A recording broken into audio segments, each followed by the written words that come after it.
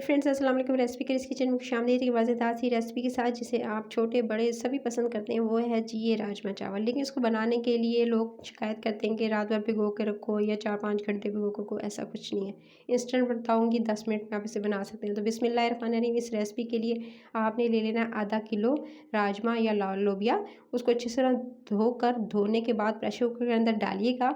उसके बाद आपने 2 दरमियाने साइज़ के प्याज लेने हैं। प्याज़ों को भी काट के लंबा लंबा इसके अंदर शामिल कर देंगे। तमाम चीज़ें इंस्टेंट इसके अंदर जाएंगी।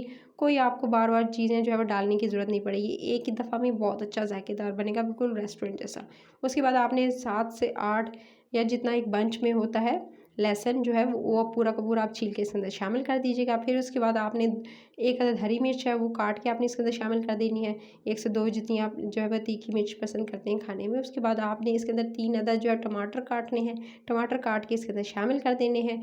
तमाम के तमाम चीज़ें चलेंगी। अब आपने इसके अंदर सिंपल क्या करना है, अदरक लहसुन का पेस्ट शामिल करना है 1 टेबल स्पून, और साथ में थोड़ा सा पानी की मकदार भी शेयर कर देती हूँ आपके साथ। आपने तकरीबन इसके अंदर जो है वो 1 से 1.5 गिलास पानी जो है वो शामिल करने के बाद इसको अच्छे से मिक्स करेंगे। और बॉयल करने से पहले यानी इस पर ढक्कन लगाकर आप जब प्रेशर कुकर की 3 से 4 सीटी आने देंगे उससे पहले आप नमक डाल दीजिएगा तकरीबन आधा टीस्पून। बाद में जितना भी होगा वो आप चख लीजिएगा जितना खाने में पसंद करते हैं।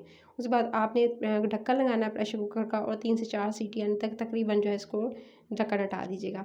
3 से 4 सीटी आई, मैंने ढक्कन हटा दिया। ये दे सकते हैं तकरीबन 80% ये हो चुका है।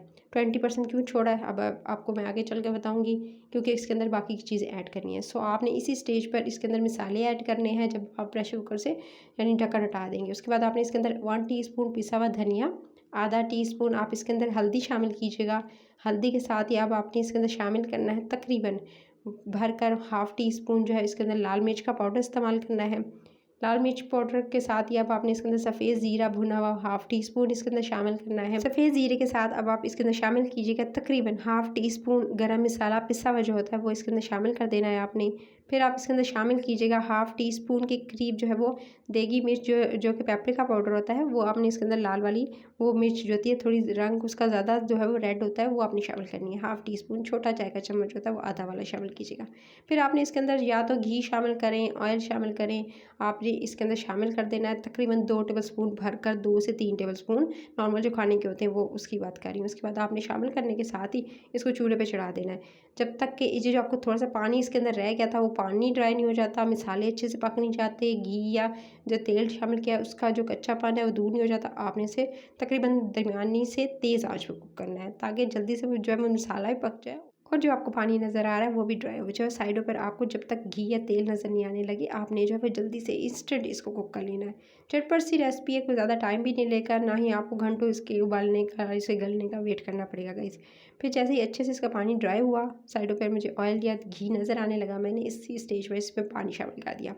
सिर्फ और सिर्फ 1 गिलास के करीब पानी शामिल किया है। उसके बाद अब आपने मज़ीद जो है इस पर थोड़ी जो कसर रह गई थी उसके लिए आपने इसको ढक्कन लगाकर छोड़ दिया और ढक्कन लगाकर 1 से 2 सीटी आने दी। तो ये देख सकते हैं परफेक्ट ये गल चुका है। अब इस स्टेज पर बस इसको जो है अब आपने चूल्हा हल्का कर देना है, यानी हल्की से दरमियानी आंच कर देनी है। हल्की से दरमियानी आंच करते हुए अब बाकी की चीज़ें जो इसके अंदर ऐड कर सकते हैं। गरम मसाला मैंने पहले ऐड कर दिया था, चाहे तो लास्ट में भी ऐड कर सकते हैं। बस लास्ट में मैं इसमें हाथों से मसल कर थोड़ी सी कसूरी मेथी डालूंगी ताकि खुशबू अच्छी सी आए इसके अंदर।